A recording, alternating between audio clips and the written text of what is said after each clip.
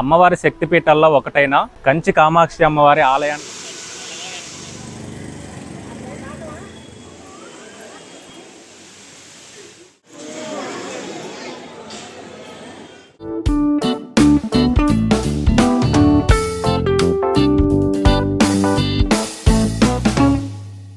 అందరికీ నమస్కారం అండి.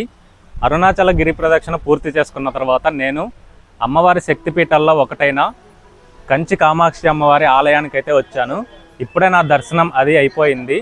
ఈ ఆలయం అయితే చూడడానికి అలాగే ఎక్స్పీరియన్స్ చేయడానికి చాలా బాగుంది. ఇప్పుడు ఈ ఆలయ విశిష్టతలు ఒకటిగా తెలుసుకుందాం. కాంచీపురంలో ముఖ్యంగా చూడవలసిన ఆలయాలు 5 ఉన్నాయి. వాటిలో కంచి కామాక్షి అమ్మవారి ఆలయం ఒకటి. ఈ ఆలయాన్నే కామకోటి శక్తిపీఠం అని కూడా పిలుస్తారు.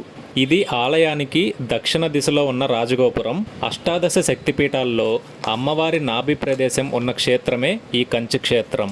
కామాక్షి అనే పదంలో కా అంటే బ్రహ్మశక్తి అంటే లక్ష్మీదేవి శక్తి అన్నమాట. మా అంటే విష్ణు శక్తి అంటే సరస్వతీదేవి శక్తి. అక్షి అంటే కన్ను అని అర్థం. పదండి లోపలికి వెళ్ళి ఆలయం గురించి కొన్ని విశేషాలు తెలుసుకుందాం.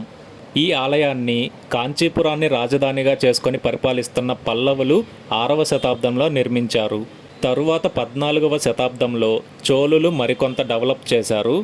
ప్రపంచంలో ఉన్న శక్తిపీఠాలన్నింటినీ దర్శనం చేసుకుంటే ఎంత ఫలితమైతే లభిస్తుందో కేవలం కంచి వెళ్ళి కామాక్షి అమ్మవారిని దర్శనం చేసుకుంటే అంత ఫలితం ఉంటుందని మన పురాణాల్లో ఉంది.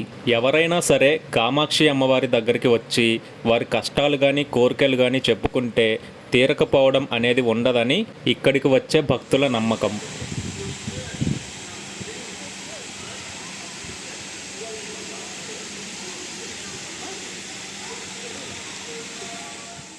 ఫ్రెండ్స్, కామాక్షి అమ్మవారి ఆలయ స్థల పురాణం మొత్తం ఇక్కడే కంచిలో వెలిసినటువంటి పంచభూత లింగాలలో ఒకటైన పృథ్వీలింగం అంటే ఏకాంబరేశ్వర స్వామి దేవాలయ స్థల పురాణంతో ముడిపడి ఉంటుంది. ఆ చరిత్ర మొత్తం తరువాత మనం వెళ్ళబోయే ఏకాంబరేశ్వర దేవాలయంలో చెప్తాను. సో కామాక్షి అమ్మవారి ఆలయంలో దర్శనం కోసం ఆలయానికి ఎడమవైపునున్న క్యూ లైన్లో నుంచి వెళ్లాల్సి ఉంటుంది. భక్తుల రద్దీని బట్టి దర్శనం టైం అనేది పెరగడం తగ్గటం జరుగుతూ ఉంటుంది. ఇక్కడ ఆలయం లోపలికి కెమెరాస్ అలో చేయరు. ఇప్పుడు మీరు చూస్తున్నదే అమ్మవారి గర్భగుడి. ఇదే ఆలయం యొక్క తూర్పు రాజగోపురం. ఆలయం లోపలికి రాగానే ఎదురుగా మనకొక ధ్వజస్తంభం కనిపిస్తుంది.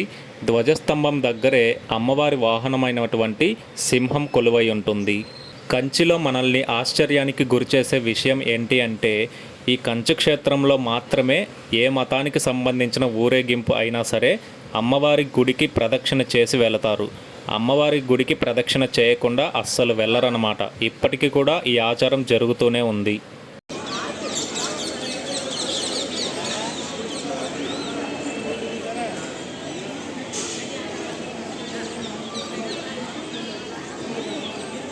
సో ఆలయం లోపల అమ్మవారు ఈ ఫోటోలో కనిపిస్తున్న విధంగా కూర్చొని ఉంటారన్నమాట.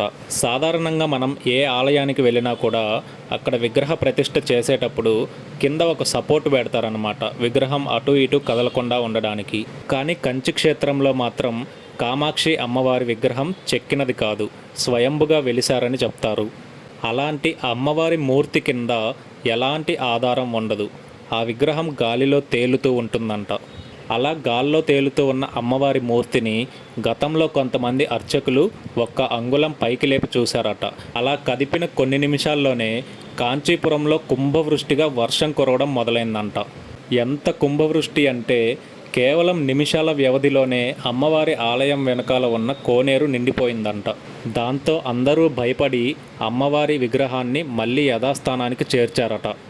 ఇకపోతే అమ్మవారి పూజా విధానం విషయానికి వస్తే అమ్మవారి పూజా విధానాన్ని రూపొందించింది దూర్వాస మహర్షి గారు.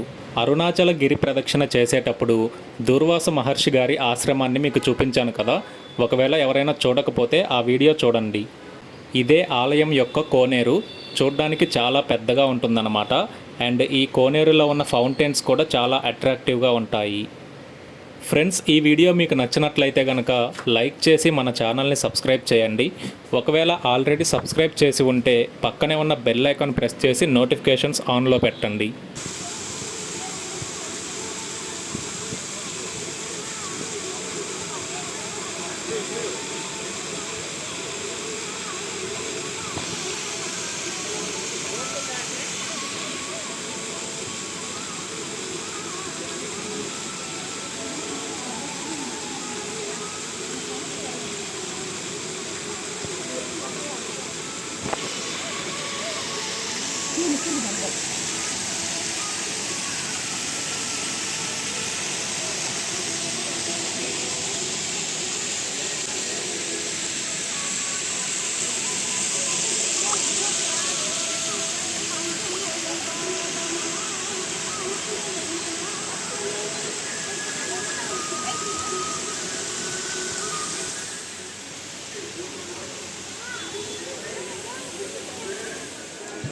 Okay okay